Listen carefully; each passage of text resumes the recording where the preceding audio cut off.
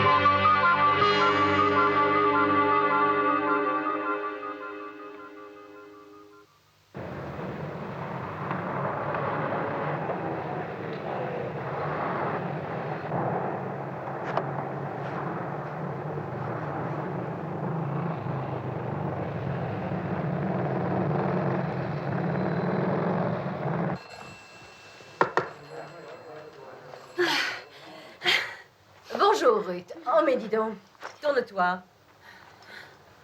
Tu as grossi? Je sais, hélas. Qu'est-ce que tu dirais de perdre toute cette graisse? Tant qu'il n'y a pas de gymnastique à faire ou de régime à suivre, je suis d'accord. Tout ce dont tu as besoin, c'est un peu de masochisme. Écoute ça un peu. Chère Gwen, je viens de terminer une session de 10 semaines dans une toute nouvelle clinique d'amaigrissement. Physiquement, c'est un grand succès. J'ai perdu environ 10 kilos, mais à quel prix? La technique qu'ils utilisent détruit votre personnalité. Et je suis sûre qu'il pourrait provoquer de nombreuses dépressions nerveuses chez des sujets psychologiquement fragiles. Pourquoi n'enverriez-vous pas un de vos reporters suivre le traitement? Cela ferait un article très intéressant qui passionnerait les lectrices. Alors? Fantastique.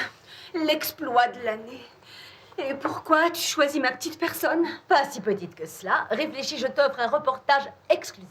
Pourquoi ne demandes-tu pas à un de tes pigistes d'y aller? Ils ont plus de ventre que moi. C'est un journal de femmes, ma chérie, et nos lectrices ne sont pas intéressées par les problèmes de poids des hommes. Elles s'intéressent uniquement à leur poids, leurs rides, leurs cheveux, à elles, quoi. Je me demande pourquoi dans ce journal de femmes, nous ne parlons pas un peu des hommes. Comment finirons-nous par nous débarrasser du sexisme si nous, les femmes, nous traitons les autres femmes en crétines finies avec de belles jambes et surtout pas de cervelle? Ma chérie, on n'est pas payé pour philosopher, mais plutôt pour augmenter le tirage de ce journal. Peut-être, mais j'aimerais écrire un sujet intéressant pour changer, tu sais, quelque chose du genre vraie douleur et pas du baratin à faire pleurer la petite Margot. Oh, j'en ai marre des défilés de mode, des mannequins capricieuses, des maisons modèles pas faites pour vivre dedans. Ruth, tu peux toujours rentrer au Carmel si ça te séduit. Ou si tu préfères être indépendante, démissionne et écris un best-seller. Bon, qu'est-ce que tu as comme doc sur cette clinique? Tiens, voilà. Elle se trouve à côté de Chesterton. Donc, tu vois que c'est tout près. Hein? Chesterton. Qui en est le patron? Un type qui s'appelle Willis. Willis. Avant, il était prof de gymnastique à Londres. Il y a 6 mois, il a démissionné. Il est devenu directeur de l'endroit en question. Quand veux-tu le reportage? Aussi vite que possible. Je propose que tu te présentes à la clinique, aujourd'hui incognito, bien sûr. Hein?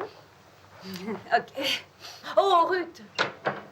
Demande à Roland qu'il te prenne en photo chaque semaine pour suivre tes progrès. Progrès?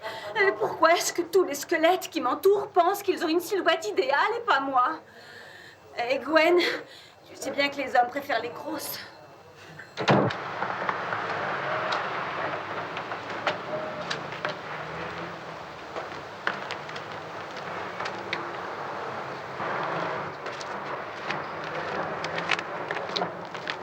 J'ai entendu dire qu'un autre va bientôt arriver. Quel est l'état du corps? Parfait. Quel âge? La trentaine. C'est malheureux. Enfin, il sera plus près du Seigneur. Chut, la porte.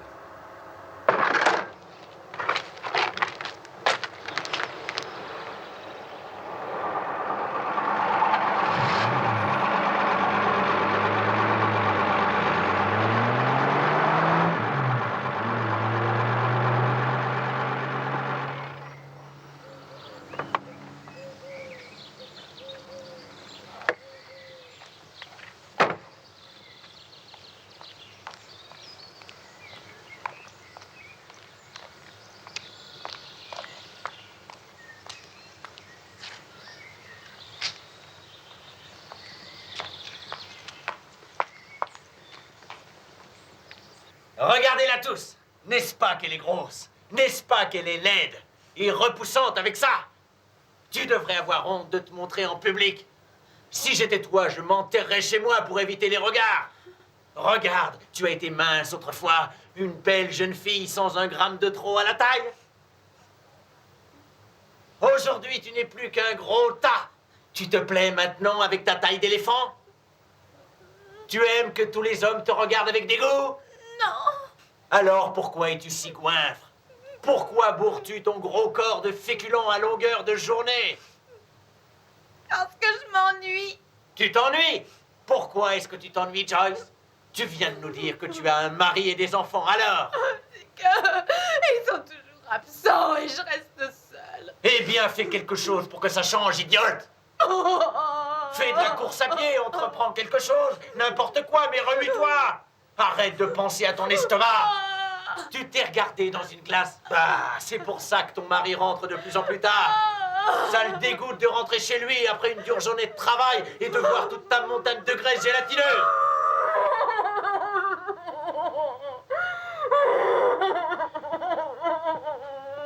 Calme-toi, Joyce, calme-toi. J'espère que tu as compris mon message. Allez, va. Bien. Ben, lève-toi et viens ici.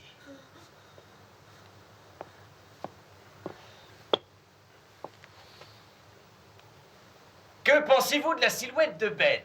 Une légère amélioration. Je crois qu'il est sur la bonne route. Et combien as-tu perdu, Ben? Rien, monsieur. C'est même grossi de plusieurs grammes. En tout cas, cela ne se voit pas. Tu penses en homme mince et c'est ça qui est important. Félicitations, Ben. Bien. Ce soir, nous avons une personne qui vient pour la première fois. Voulez-vous venir, Ruth? Vous avez la photo? Oui.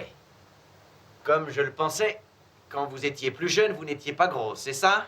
Non. Bien, ma chère enfant, il va falloir vous reprendre. Commencez votre régime, car sinon, vous allez devenir aussi grosse qu'une truie quand vous aurez 40 ans.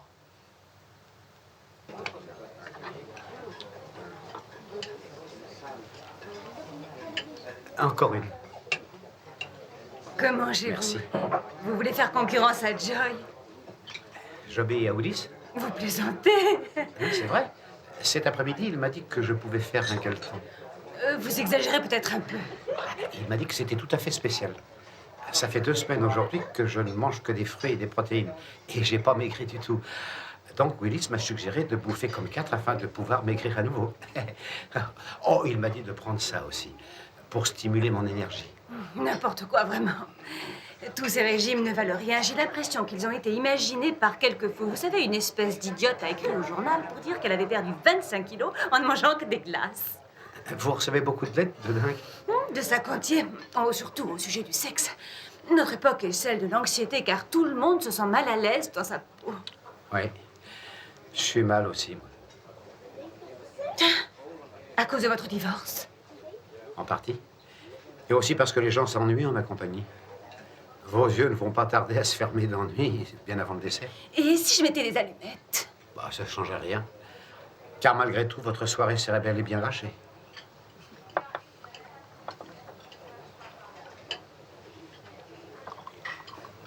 Merci.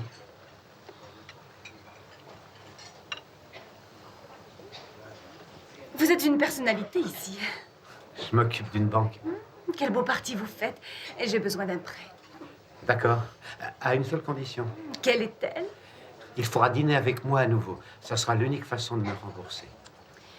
Quoi que vous en disiez, vous êtes un homme charmant. Dites-moi, chère Ruth, avez-vous... Y aurait-il un homme dans votre paysage quotidien? Mon bord de mer est si limpide que l'on peut voir le fond. Vous n'apercevrez que quelques épaves. Bien.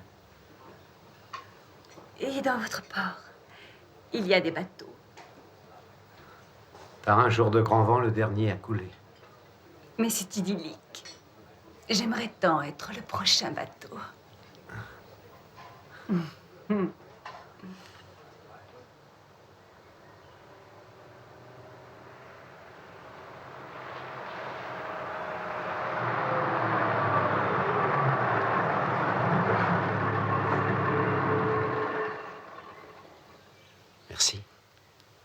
Pourquoi? Pas avoir mis d'allumettes. Cessez de vous tourmenter, Ben. Vous êtes un être absolument charmant. Il est tard.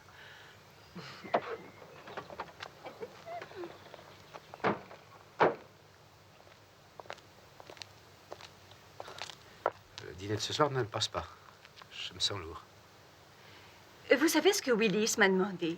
Il a voulu savoir si j'avais jamais tenté de m'empoisonner. Oui, à moi aussi. J'ai trouvé cela bizarre. Peut-être voulait-il savoir si nous n'étions pas un peu fêlés. Ici, ce n'est pas un hôpital psychiatrique. Peut-être. Bien. Bien.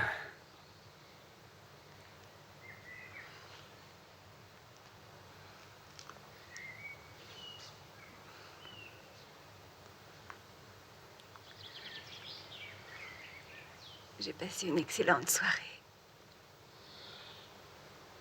J'aimerais te revoir. Donne-moi ta main.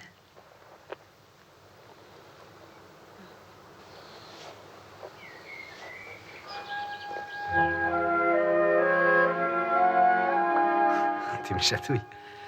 Voilà mon numéro.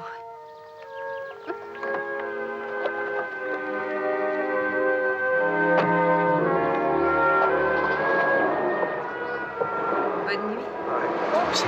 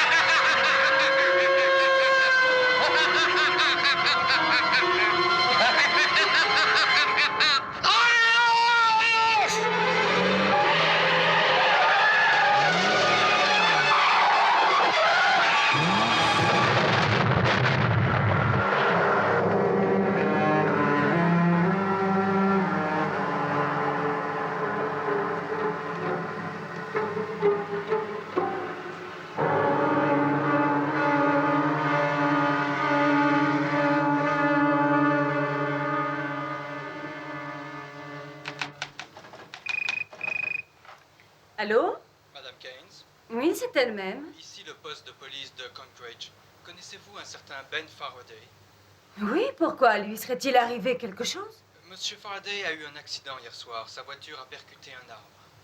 Un arbre? Et il est blessé? Il est mort, malheureusement, sur le coup.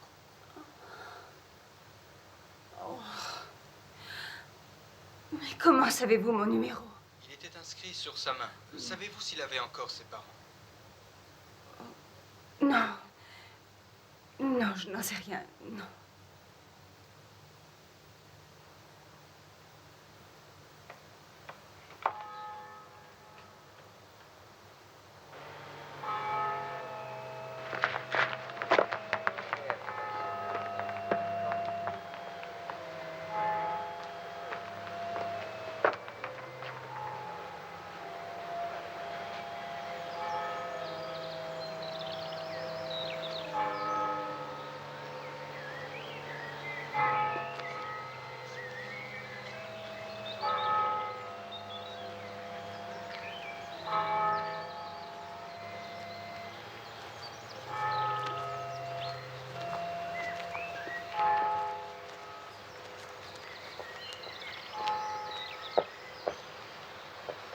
Pardonnez-moi, madame, vous êtes reporter?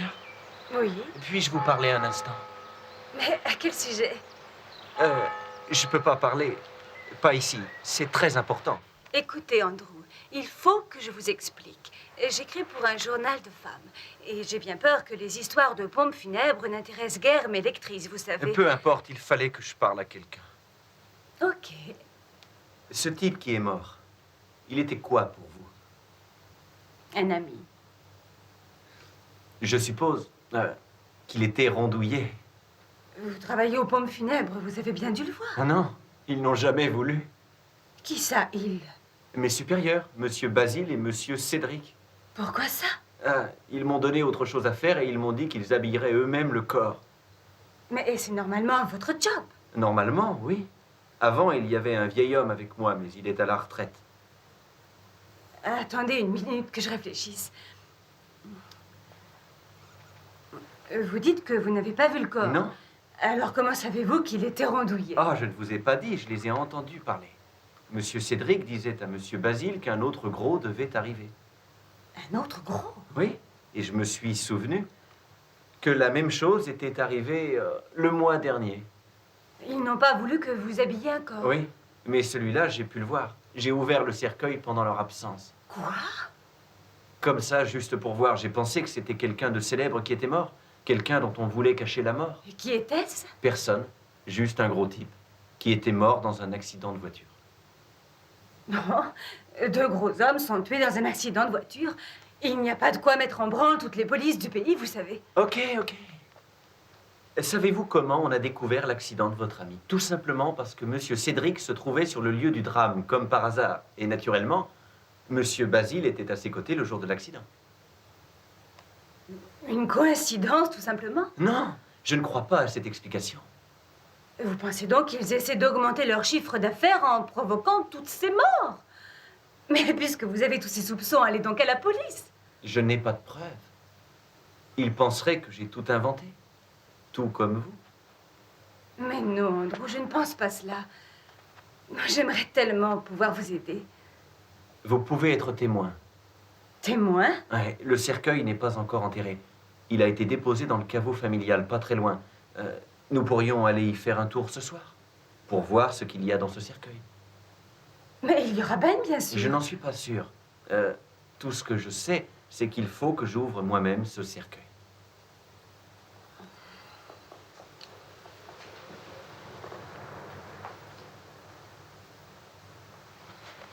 Mais faire cela est interdit par la loi. Je sais, ça n'est pas grave. Mais nous serons répréhensibles. Comme vous voulez. J'irai sans vous puisque c'est ainsi. C'est bon, j'apporterai l'ail. Dracula n'aime pas ça.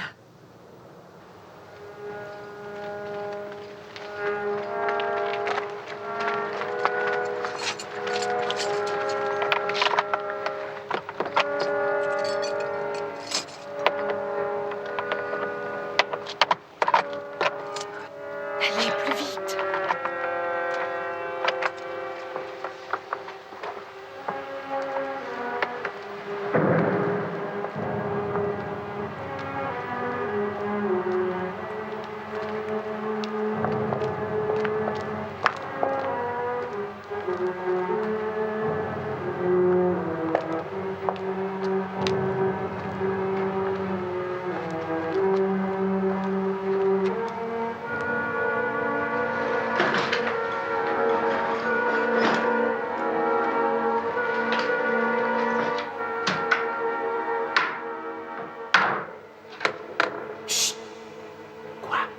J'ai entendu quelque chose. C'est Dracula. Oh, je suis hermétique à votre humour.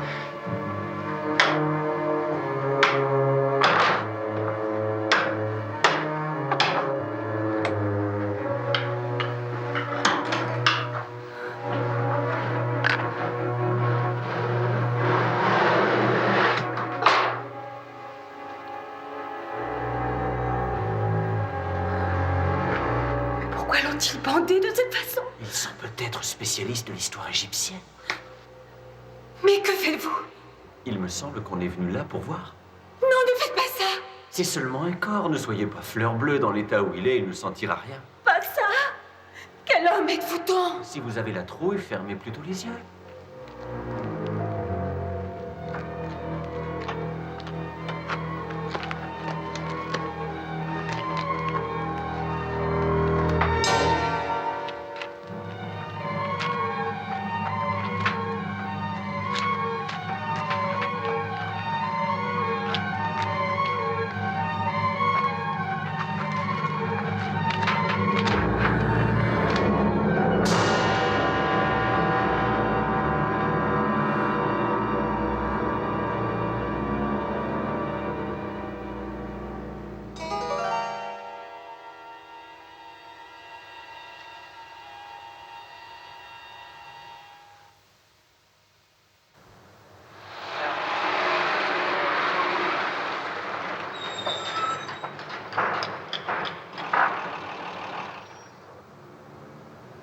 Comment faire pour ouvrir? Pardi avec les clés. Je me suis fait faire un double quand j'ai commencé à avoir des doutes. Vous attendrez là. Non, non, non, je viens avec vous. Vous êtes sûr? C'est un peu spécial comme endroit. Écoutez, on verra bien.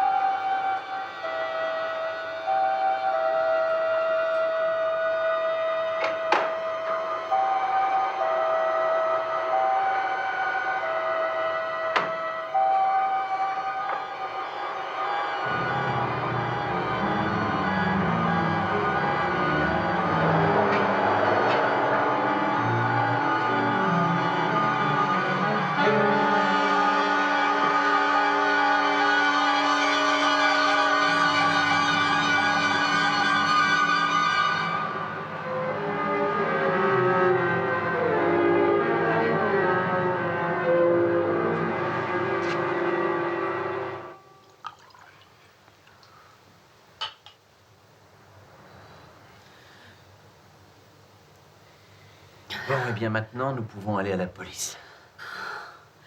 Et qu'est-ce qu'on va leur dire? Eh bien, qu'ils font un trafic de corps humains, ils seront poursuivis par la justice. Et nous alors, ils pourraient nous poursuivre pour profanation de cercueil. Non, il faut que l'on se débrouille par nous-mêmes. Oui. En outre, ce serait peut-être l'occasion de leur faire voir ce que je sais faire. Je vais faire voir à Gwen que je suis une bonne journaliste. Vous allez jouer au détective, peut-être? Je veux découvrir ce qui se passe. Et quand je le saurai, mon vieux, j'écrirai un papier pour le journal. Je vais vous raconter autre chose encore.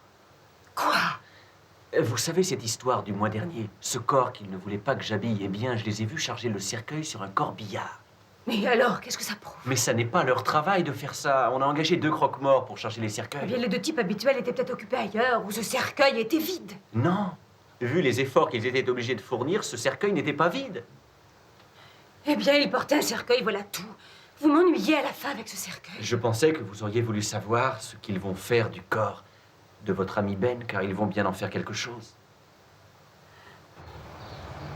Je serai vous, demain matin, j'irai les surveiller, car je suis certain qu'ils vont emmener le corps quelque part.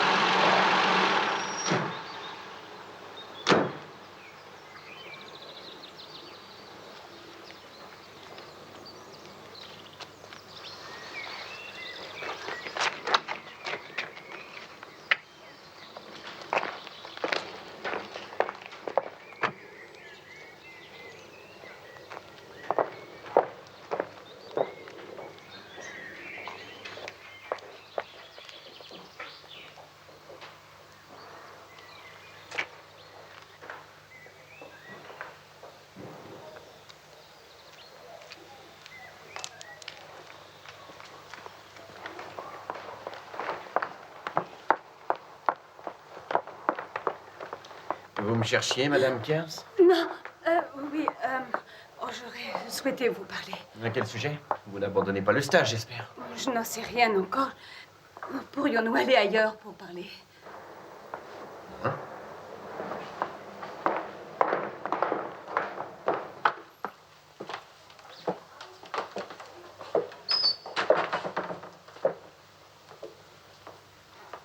Alors? Je me pose énormément de questions sur Quoi? Ben Faraday. Hélas. Pourquoi l'avez-vous encouragé à se bourrer de nourriture ainsi que vous l'avez fait? Mais voyons, c'était sans danger. Ça, c'est ce que vous croyez, hein? Oui. Et ces médicaments qu'il devait prendre, ils l'ont rendu fou et c'est comme ça qu'il a eu cet accident. Vous dites n'importe quoi. Je ne suis pas médecin, Madame Kers. Je ne sais même pas, moi, ce qu'il y avait dans ces médicaments. Je lui ai fait suivre le traitement qu'on m'a donné pour lui. Je suis désolé de n'avoir rien d'autre à vous dire. Demandez au docteur de la clinique. Il pourra peut-être vous éclairer. Bonne chance, Sherlock Holmes.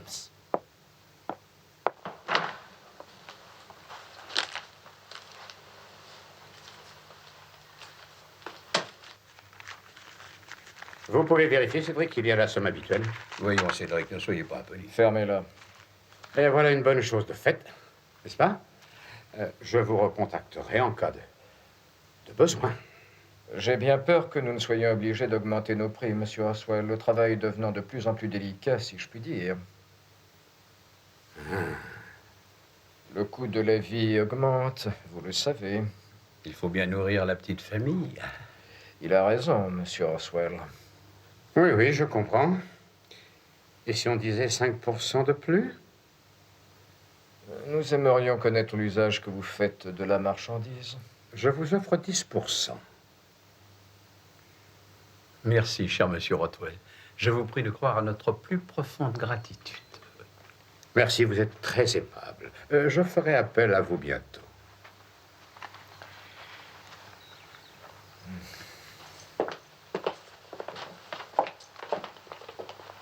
Au revoir, cher monsieur Rothwell. À très bientôt, sans doute.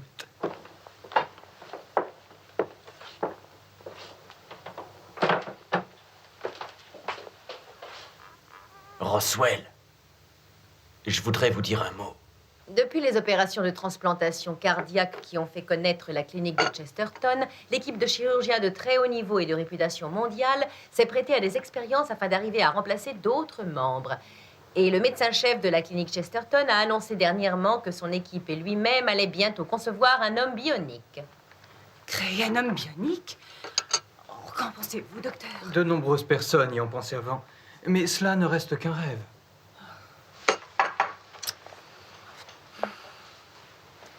Je suis sûre qu'Andrew a raison. Sûre. Nous sommes sur la bonne piste, c'est certain. Oh, laissez-moi encore quelques jours pour l'article. Qu'est-ce que je peux faire d'autre, ma foi? Mais je te préviens, ma chère Ruth, les histoires d'hommes bioniques ne passionneront pas nos lectrices. Encore du sexisme? Oh, dans ces cas-là, j'ai honte d'être une femme. Ok. Je te laisse carte blanche, alors. Super. Oh, docteur, faites-moi une lettre comme quoi je suis malade. Laissez-moi réfléchir. Vous souffrez d'une claudication sévère de la jambe gauche. C'est votre maladie. Ces derniers mois, votre état est allé en empirant. Et je lui conseille de transplanter une nouvelle jambe.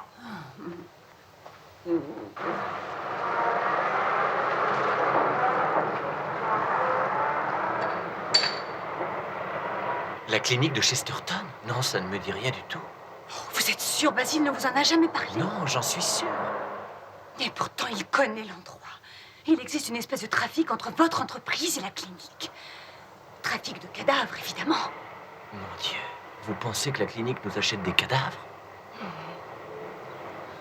C'est incroyable. Ah, c'est affreux, vous voulez dire. Il faut empêcher que ça se poursuive. Vous pourriez essayer de vous faire admettre dans la clinique comme malade. Imaginez-vous, Andrew, que c'est ce que j'avais l'intention de faire.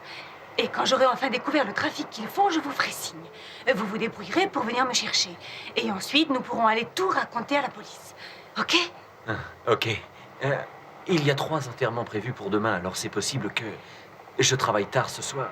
Si vous avez besoin de moi, vous savez où je suis. D'accord. À bientôt.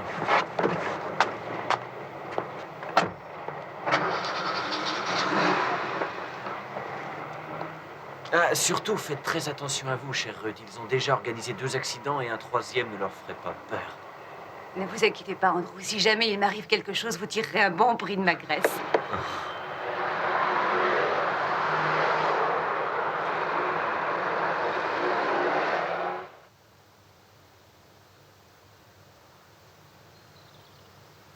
Quel âge avez-vous, Madame Keynes? J'ai 32 ans. Et cette jambe vous fait mal depuis quand? Oh, ça fait bientôt 2 semaines. Au début, on a pensé à du rhumatisme, mais mon médecin m'a conseillé de venir vous voir. Dans sa lettre, votre docteur me dit qu'il pense qu'une transplantation va être nécessaire. Il doit parler d'une nouvelle artère. Si je comprends bien, vous allez remplacer l'artère qui ne fonctionne plus par une nouvelle artère. C'est cela. Et ainsi, nous éliminerons le caillot de sang qui provoque vos douleurs. Votre état est très sérieux. Il n'y a pas longtemps, on aurait dû vous amputer. Mais enfin, de nos jours, nous avons d'autres solutions. Tant mieux. Et si vous voulez bien vous allonger.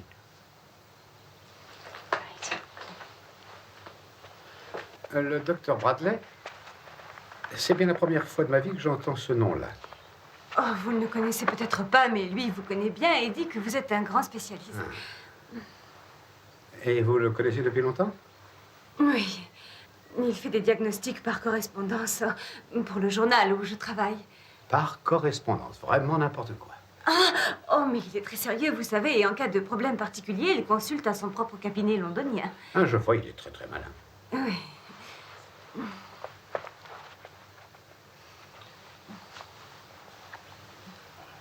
Ça vous fait mal? Et à cet endroit? Oh. Eh bien, nous allons faire les examens plus approfondis. Quand êtes-vous disponible? Quand bon vous semblera. Ce soir?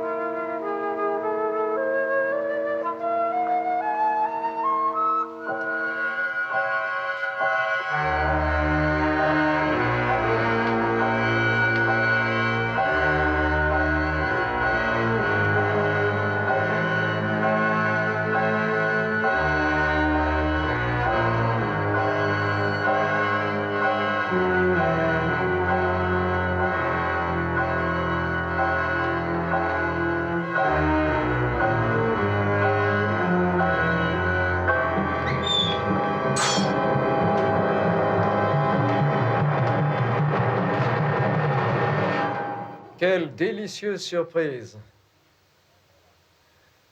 Très belle argenterie, n'est-ce pas?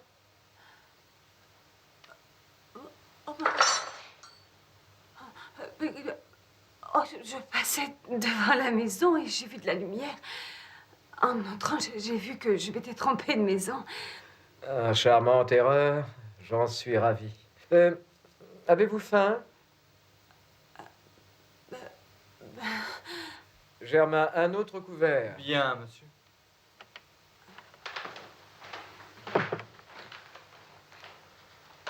Puis-je connaître votre nom? Cairns. Ruth Cairns. Cairns. Ah, je suis Sir Chesterton. Venez que je vous présente.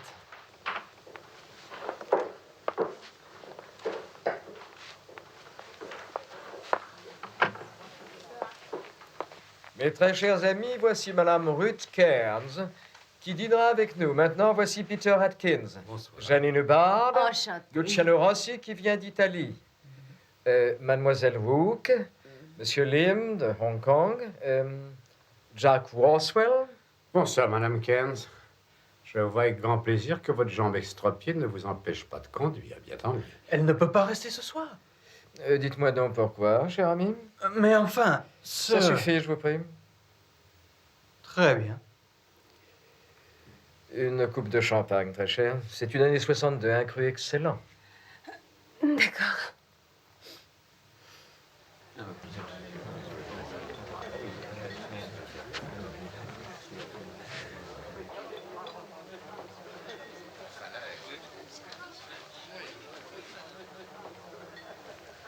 Ils sont un peu effrayants, n'est-ce pas? Moi aussi, au début, j'étais complètement pétrifiée en leur compagnie. Mais quand on les connaît, on les trouve charmants. Vous êtes une amie du maître de maison. Ah, je sais pourquoi vous me demandez cela. Vous voulez savoir pourquoi cette grosse dondon qui vient de la campagne se trouve ici. Je n'aurais jamais osé penser cela, je vous assure. Et pourtant, vous le pourriez, cher enfant. Parfois, croyez-moi, je n'arrive pas à croire que moi, Janine Hubbard, tout droit sortie de son patelin et reçue par Sir Humphrey. Figurez-vous qu'il m'arrive parfois de me pincer pour être sûre que je ne rêve pas. Voici, ma chère, à votre santé. Jane, Jane, vous pouvez m'excuser. C'est un autre charmant, n'est-ce pas? Et il est si distingué avec ça. Oh, pour ma part, je le trouve très séduisant et ce qui ne gâche rien, il est très riche et veuf. quand l'avez-vous rencontré? Oh, il y a un peu plus d'un an. Oh, et à quelle occasion? Dans un avion, c'est ainsi que nous nous sommes tous connus. Vous voulez dire que vous étiez tous dans le même avion? Oui. Oui. Un avion qui allait à Marrakech. Marrakech. Oh, mais c'est l'avion Qui s'est écrasé dans les montagnes de l'Atlas, en effet, ma chère Ruth, et nous sommes les seuls survivants. Mais alors, vous formez une sorte de clan? C'est tout à fait ça, Ruth, et nous nous rencontrons une fois par mois. Ce soir, c'est notre 13e réunion. Comment? Je pensais que vous auriez plutôt voulu oublier cette expérience. C'est une façon de nous souvenir des autres. Tous les autres passagers qui sont morts. Mon défunt mari, par exemple. Dans l'avion, il était assis à mes côtés. Lui, il est mort et moi, je n'ai eu que des égratignures. Vous avez de la veine. Et combien de temps êtes-vous resté sans secours? 15 jours. 23.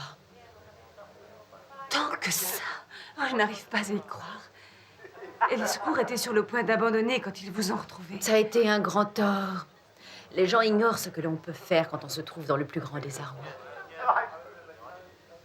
Sachez que l'homme ferait tout pour éviter la mort.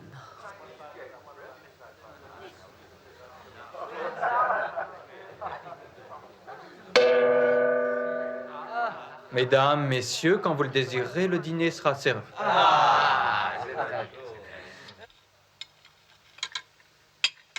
J'ai été désolé d'apprendre la mort de votre épouse. Une femme charmante. Je n'arrive pas à m'en consoler moi-même, et elle a tellement souffert que mourir a été une délivrance. Moi, quand j'ai perdu ma chère Daphné, j'ai réussi à me consoler en me disant qu'elle n'avait pas souffert. Comment est-elle morte? Sur son cheval, nous avions un jeune cheval appelé Souvenir de rêve. Il était jeune et fougueux, et Daphné pensait qu'elle pourrait le dresser sans problème, mais elle n'a pas pu. Avez-vous déjà songé à vous remarier, Humphrey? J'y ai pensé, en effet, mais vous savez, À mon âge, je n'ai plus beaucoup d'espoir, car enfin, quelle femme pourrait supporter mon sale caractère? Et vous, ma chère Ruth, êtes-vous mariée? Non. Enfin, je l'ai été. Mais figurez-vous que moi aussi, j'ai un très sale caractère. Eh bien, épousez donc Sir Humphrey. Ah, nos goûts sont certainement bien trop différents. Que voulez-vous dire? Oui, de quel goût parliez-vous? Je m'explique. Je pense, chère Ruth, que je me suis mal exprimé. Je vais essayer de me faire tout à fait comprendre. Ce que je voulais dire, c'est que nous avons une trop grande différence d'âge pour que nous puissions nous entendre. Est-ce clair? Mais de nos jours, tout cela ne signifie plus rien, cher Humphrey. Oh, j'en doute fort, cher ami, la roue tourne. Il serait puéril de vouloir la retenir. Germain? Je pense que nous sommes tous prêts pour le plat principal. Bien, monsieur.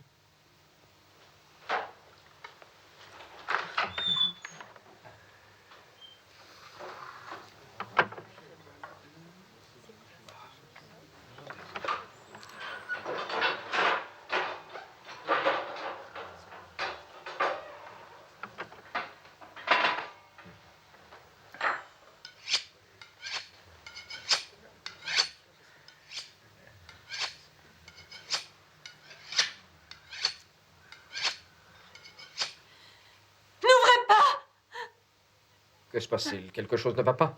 Je sais qui est là-dessous. Ah, vous êtes des monstres. À votre avis, que fais-je, cher Humphrey? Faites-la suivre et lancez 100 fois trop. Et maintenant, mes chers amis, j'espère que vous pourrez revenir demain, car je vous promets un repas succulent.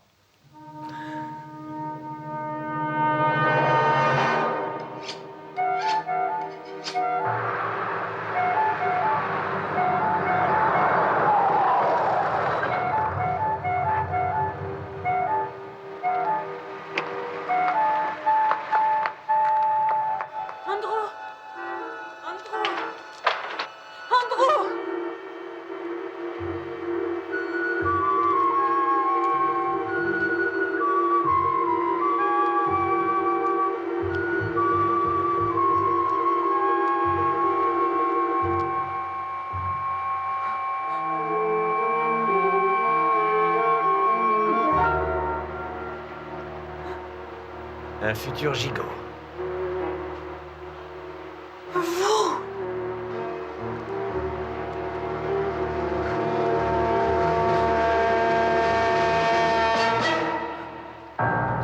Oui. J'étais dans l'avion, moi aussi.